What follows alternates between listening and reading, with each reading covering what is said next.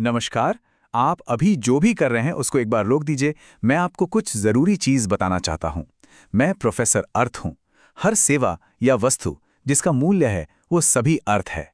मैं अपने 17 साल का अनुभव आपके साथ शेयर कर रहा हूँ ताकि मेरे इन प्रयासों से आपकी वित्तीय बुद्धि की समझ बढ़ सके और आप अपनी मेहनत से कमाए हुए पैसों को सही जगह निवेश कर सकें। कभी ऐसा महसूस हुआ है कि जो पैसा आप इतनी मेहनत से कमाकर बैंक में रखते हैं, उसकी ताकत, उसकी खरीदने की शक्ति धीरे धीरे कम होती जा रही है? ये कोई वहम नहीं है, ये सच है। ठीक वैसे ही जैसे एक बर्फ का टुकड़ा धीरे धीरे पिघलकर पानी बन जाता है, हमारी बचत भी चुपचाप अपनी कीमत खो रही है। और सबसे चौंकाने वाली बात यह है कि ये कोई हादसा नहीं है। वित्तीय विश्लेषक मैथ्यू पिपेनबर्ग के शब्दों में ये जानबूझकर की गई नीतिगत चोरी है। अब ये बहुत बड़ा इल्जाम है ना? तो चलिए इसकी तह तक जाते हैं। तो सवाल ये उठता है कि आखिर ये हो कैसे रहा है? कौन है जो हमारी बचत की कीमत को चुपके चुपके कम कर रहा है और क्यों? इसका जवाब ढूंढने के लिए हमें थोड़ा सा इतिहास में झांकना होगा। तो चलिए हम चलते हैं हजारों साल पीछे, प्राचीन रोम में। ये कहानी सिर्फ पुराने सिक्कों की नहीं है, ये सीधे सीधे आज हमारे बटुए में रखे नोटों से जुड़ी है। और इस कहानी के जरिए हम एक बहुत ज़रूरी चीज़ समझेंगे, जिसे कहते हैं करेंसी डीबेसमेंट, यानी मुद्रा का अवमूल्यन। तो ये करेंसी डीबेसमेंट आखिर है क्या? देखिए, बहुत आसान भाषा में इसका मतलब है पैसे की क्वालिटी को गिरा देना। सोचिए, पुराने जमाने में सिक्के असली सोने चांदी के होते थे, तो सरकारें क्या करती थीं? चालाकी से उन सिक्कों में सस्ती धातु मिला देती थीं, जिससे सिक्के की असली कीमत घट जाती थी। और रोम में ठीक यही हुआ था। रोमन साम्राज्य जब शुरू हुआ तो उनका दिनारियस सिक्का लगभग 100% शुद्ध चांदी का होता था। लेकिन फिर युद्ध और बेहिसाब खर्चों को पूरा करने के लिए सम्राटों ने सिक्कों में सस्ती धातु मिलानी शुरू कर दी और नतीजा करीब 200 साल के अंदर उस सिक्के में चांदी नाम मात्र की रह गई और वो लगभग बेकार हो गया। अब आप सोच रहे होंगे कि भाई, रोम की इस पुरानी कहानी का आज की तारीख से क्या लेना देना? सच तो ये है कि जो रोम में हुआ था वही आज हमारे चारों तरफ हो रहा है, बस तरीका थोड़ा अलग है। देखिए, तरीका बदल गया है, लेकिन सिद्धांत बिल्कुल वही है। तब सरकारें सिक्कों में सस्ती धातु मिलाती थीं। आज सरकारें खरबों की नई कागजी मुद्रा धड़ाधड़ छाप रही हैं। नतीजा दोनों का एक ही है, आपकी करेंसी की वैल्यू कम हो रही है। और वो ऐसा कर क्यों रहे हैं? जवाब है कर्ज। आज दुनिया पर $300 ट्रिलियन से भी ज्यादा का कर्ज है। ये इतनी बड़ी रकम है कि हम सोच भी नहीं सकते। और इस कर्ज के बोझ से निकलने का सबसे आसान तरीका क्या है? और ज्यादा पैसा छापो, जिससे आपके पास जो पैसा पहले से है उसकी कीमत अपने आप कम हो जाए।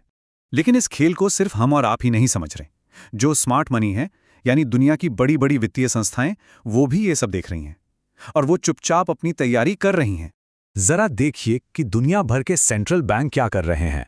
2014 से वो लगातार सोना खरीद रहे हैं और अमेरिकी डॉलर यानी ट्रेजरी बॉन्ड्स बेच रहे हैं। दशकों में ये पहली बार हुआ है कि उनके पास डॉलर से ज्यादा सोना है। ये एक बहुत बहुत बड़ा संकेत है कि कागजी मुद्रा पर उनका भरोसा कम हो रहा है। तो अब आता है सबसे जरूरी सवाल।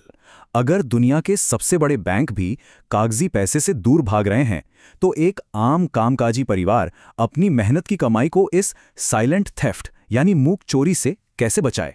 इसका जवाब भी दोस्तों हमें इतिहास ही देता है। हजारों सालों से जब जब कागजी मुद्राएं फेल हुई हैं, दो चीजों ने हमेशा अपनी कीमत बनाए रखी है, और वो है सोना और चांदी। इन्हें ईमानदार धन क्यों कहते हैं? पहली बात, इनकी सप्लाई लिमिटेड है। आप जब चाहें जितना चाहें सोना या चांदी नहीं बना सकते। दूसरी बात, ये अविनाशी हैं, हजारों साल से मौजूद हैं और आगे भी रहेंगे। और तीसरी सबसे जरूरी बात, इनकी अपनी एक असली कीमत है।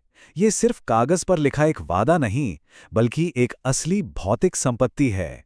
हाँ, मैं जानता हूं अभी सबके मन में क्या आ रहा होगा कि भाई, सोना खरीदना तो बहुत अमीर लोगों का काम है।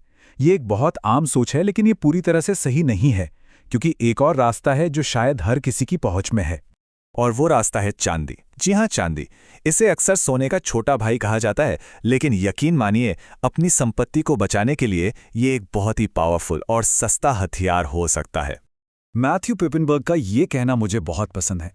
वो कहते हैं, लोग कहते हैं चांदी गरीब आदमी का सोना है, पर मुझे लगता है ये स्मार्ट आदमी की चांदी है। ये बात चांदी को देखने का पूरा नजरिया ही बदल देती है। तो चांदी एक स्मार्ट विकल्प क्यों है? क्योंकि आज की तारीख में कीमती धातुओं में ये सबसे ज्यादा अंडरवैल्यूड है।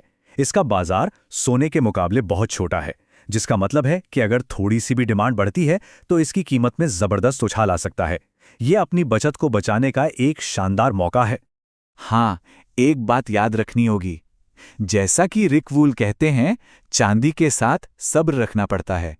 ये रोज रोज रिटर्न नहीं देती, लेकिन जब देती है तो बहुत बड़ा देती है। ये कोई जल्दी अमीर बनने की स्कीम नहीं, बल्कि लंबी अवधि की सुरक्षा का एक तरीका है। तो इस पूरी बातचीत का निचोड़ क्या है? क्या है वो एक बात जो हमें याद रखनी है?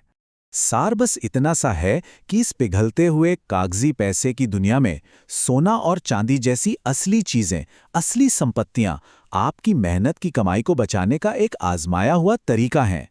ये सिर्फ एक इन्वेस्टमेंट नहीं है, ये एक तरह का बीमा है आपके परिवार के भविष्य के लिए। मैं आपको बस एक आखिरी सवाल के साथ छोड़ना चाहता हूं। जरा सोचिए, इतिहास में अनगिनत सरकारें आईं और गईं, उनकी कागजी मुद्राएं आईं और चली गईं, लेकिन जब वो सब खत्म हो गईं, तो वो कौन सी चीज थी जिसने हमेशा अपनी चमक और अपनी कीमत बनाए रखी? मैं यहाँ मनोरंजन के लिए वीडियो नहीं बना रहा हूँ, बल्कि समाज में अच्छी वित्तीय जागरूकता पैदा करने का प्रयास कर रहा हूँ। कृपया सब्सक्राइब करने के लिए समर्थन करें।